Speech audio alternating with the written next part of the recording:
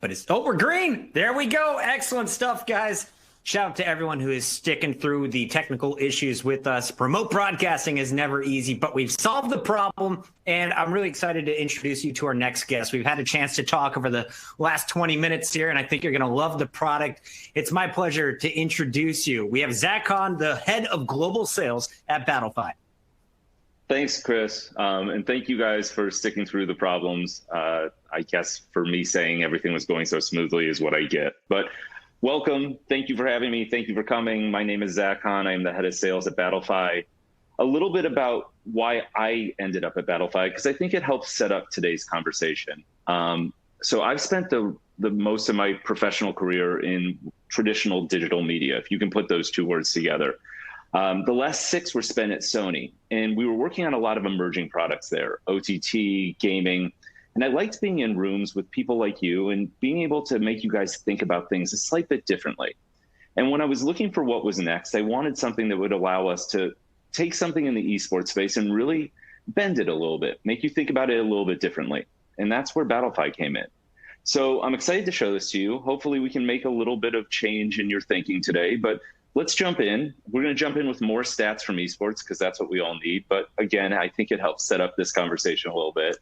So did you know that the average marketing spend on a traditional sports fan is about $54? What does that mean? It means if you take all of the advertising spend into professional sports and divide it by the people, the fans of those sports, you get to spend around $54 per person. On the flip of that, when you look at esports, it's about 1/10 of that, $5.45. So what does that mean? Well, it means that the spends haven't caught up with the scale and the time that's happening in esports. It means it's a clutter-free environment. But how I look at it is it's an opportunity for a brand to establish themselves in esports a way you can't in traditional sports. And that's exciting to us. But let's stop talking about esports and let's talk for a second about real estate. So since we're all supposed to be in New York, I read an article the other day about a woman who bought her New York loft, her Soho loft, for $211,000 in 1983. So you can see here that the average price of a Soho residence is about $2.6 million at this point. Hers was probably closer to $4 million. So if I told you in your respective 1983, whatever that means to you, I could offer you something that for $211,000 this many years later would be worth, say, $4 million. Would you invest in it? I'm hoping a lot of you are shaking your heads yes. So then the question becomes, do you believe in esports? And if you believe in esports, do you believe in it enough to think of it as that $211,000 loft? So if that is something you're saying to yourself, yeah, that makes sense, let's talk about that. Let me introduce you to Battlefy. Battlefy is the premier place to compete in online esports, whether that is our communities around the globe setting up tournaments to run in and play, or it's the official events from the biggest publishers in gaming. They're all here. Currently, Battlefy is home to over 180,000 esports leagues, and that translates into a reach of about 80 million millennials and Gen Zs. That 80 million breaks down to about 30% of them being in North America. On any given day on Battlefy, a new tournament is created every 4 minutes. A new player joins a tournament every 3.2 seconds. And my personal favorite stat is that Battlefy powers almost 82,000 hours of competitive play every single day. And who is this audience? 91% of our audience is under the age of 34. They spend 6 hours a week engaging in esports, whether that's playing in a tournament on Battlefy or somewhere else, or watching a stream on Twitch or YouTube or Mixer. And they are exactly who you'd think of in a gaming audience. Their interests outside of gaming, sports, tech, music, movies, and much more.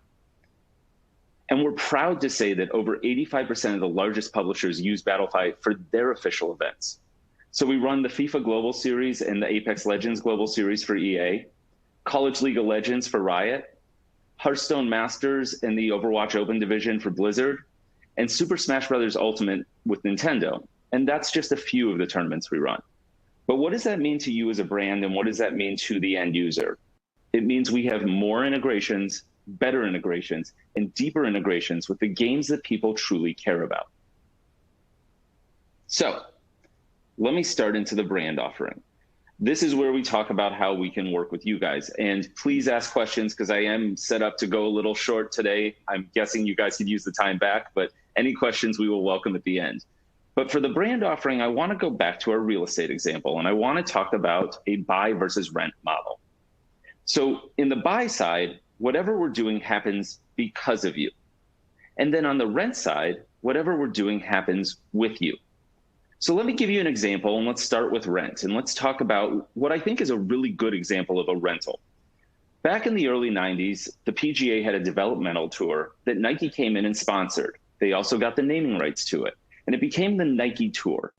Over the next 7-ish years, they were the Nike Tour, and then they ended their sponsorship. And over the next 20 years, it's gone through the Nationwide Tour, the Web.com Tour. Currently, it's the Korn Ferry Tour. And that Korn Ferry is a consulting group out of Los Angeles. Then we started to look at the buy side. And with the buy side, we tried to figure out what is something in sports that we could relate this to. And we really had trouble finding something that was IP owned by a brand, but really resonated in sports. And what we came to was the Red Bull soapbox race. This is something that Red Bull started back in the early 2000s. They now run events globally, but they've also created content out of this and new ways to reach different types of niche audiences with other undertakings, like the Red Bull Air Race and cliff diving, to name a couple. So let's start applying this rent versus buy into the esports space.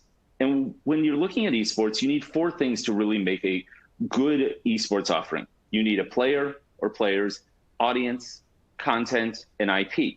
So let's talk about those 4 things. In the traditional esports model, the rent model, the active engagement happens at the pro level. They become your players. So whether it's a team sponsorship, a player sponsorship, an event sponsorship, or something to do with influencers, that active engagement creates the content. That content then is proliferated out to the rest of the competitive gaming pyramid. That is how we gain the scale, which is important, but it's a passive engagement with that audience, and there is no data transfer. In our model, we look at the rest of the gaming pyramid as your active engagement. They now become your players. So you have a one-to-one conversation with the largest part of the competitive gaming pyramid. The value exchange that's provided is you are allowing them to play in a tournament and win prizes. And in exchange, they are giving you both their data and the ability to create content out of what you're doing with them. We then will help you distribute that content via our Battlefy influencers, but also via our social handles. And we'll layer our data on that, on top of that.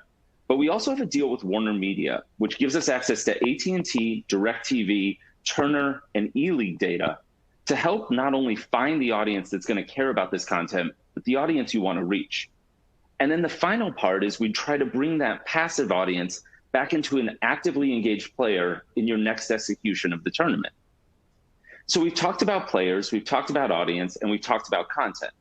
The one thing we haven't talked about yet is IP. And we've saved that for last because we believe it's the most important. And in our world, you own it. So when you talk about the traditional model, it's pro event sponsored by or presented by you. In our world, it is your event powered by Battlefy.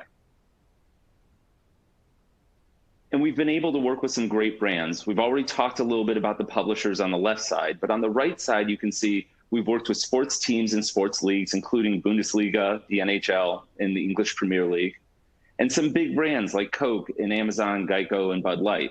And we just finished our recent Red Bull Power Spike with Red Bull and Riot, which Riot actually highlighted in their presentation earlier today. The one thing I will tell you that I heard lately from a brand that I loved and it really resonated with me was not only did they not understand that this opportunity was out there for them to create their own tournament, but how easy and turnkey and hands-off it was for them, which was really happy for us to hear. But the question then becomes, are people going to care if I'm creating IP about my brand? And the answer is yes, people care and it matters. So Forbes picked up an article about what we're doing with Bundesliga. Hypebeast talked about the Red Bull Power Spike with Riot. Esports Insider picked up what we're doing with Nintendo. And English Premier League pushed out a bunch of press around what we did with them and the youth of the UK for the COVID-19 crisis. But let me show you one of my favorite examples of how a brand has built their own IP with Battlefy. This is a blinded case study. We are in the 4th year of this partnership, and we've delivered over 450 tournaments to date. That's translated into about 50,000 global competitors. And in fact, at the last finals, we had some of the top 10 teams that actually showed up to play in the finals. We've also helped them create 8 live events with live stream and a plethora of VOD content. And the numbers that came out of that, the live broadcast finals from last year had over 15.4 million live stream views. That translated into 7.25 million unique viewers and almost 20 million social media impressions. But the best part, the part that I think will surprise some of you, is the first year of this partnership was 4 tournaments and a branded digital hub, all for under $50,000 investment with Battlefy. So that's how they did it. But let's talk about how a brand like you could possibly work with Battlefy. Let me introduce you to 3 people that may be on Battlefy right now: Billy, Bobby, and Beth. Billy is 16 years old, lives at home with his parents, plays a lot of games, pretty good. Hasn't found the game or games he's great at yet, but has a dream of one day becoming a professional gamer, earning out his living playing games. How could your brand help somebody like Billy? Maybe it's just by giving him competitions to play in that he can compete with like-minded and like-leveled people for the ability to get better and maybe find that game or games he's great in. Or maybe Billy's your next influencer and you're going to try to get that guy early and give him a chance to come and work with you and live out that dream of being a professional gamer. Next, let's talk about Bobby. Bobby's in his early 30s. He's a highly competitive human being. He has played sports most of his life, and some of that competitiveness from sports rolled into gaming. But as he's gotten a little older, added a wife, a kid, maybe a few pounds, happens to all of us, his competitive nature in sports has gone away a little bit. He's still highly competitive, but he can't compete the same way. So Bobby has now turned to games. So how could you help someone like Bobby? Well, maybe it's a team-based competition that you're setting up so he and his boys can get those competitive juices flowing again like they did back on the court or on the field. Or perhaps it's Bobby's one of your customers and you just want to say thank you and give them a chance to play in a tournament and win some prizes. Or my personal favorite is, let's build the world's largest bracket. Think of it as March Madness on steroids, a global competition over an entire year that would get anybody's competitive juices flowing. And last but not least, we have Beth. Beth is a good gamer. She probably is at this point a great gamer, but she's had some bad experiences in esports. She's been bullied. So how could a brand like you help someone like Beth? Maybe it's just giving a safe place for her and her peers to go compete and play where they can do what they love without the worry of having something go wrong. And these are just 3 examples of types of people on Battlefy and some examples of ways we can work with your brands. But we'd love to dig in deeper with you and talk about who your audience is, who you're trying to reach, and what you're trying to do in the esports space so you can build your own IP and truly buy. So that's all I have today. I don't think they're giving me time for questions because we had some problems with the deck. So thank you very much and look forward to speaking with some of you soon.